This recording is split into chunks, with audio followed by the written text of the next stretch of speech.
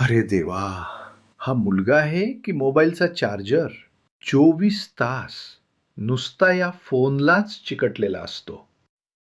काय तुमच्याही घरात हेच रामायण रोज घडतंय का? मग हे 3 उपाय वापरा. मुलं मोबाईल विसरून जातील. नंबर 1, डिजिटल उपवास.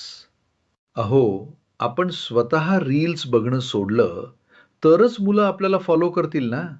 मुलं आपण काय सांगतो ते ऐकत नाहीत, तर आपण काय करतो ते बघतात. नंबर 2, मोबाईलला पर्याय द्या.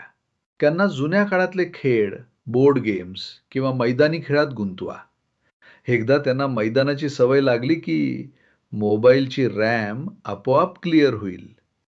आणि तिसरं सिक्रेट, मोबाईलमध्ये गुपचूप ॲप टाइमर सेट करा.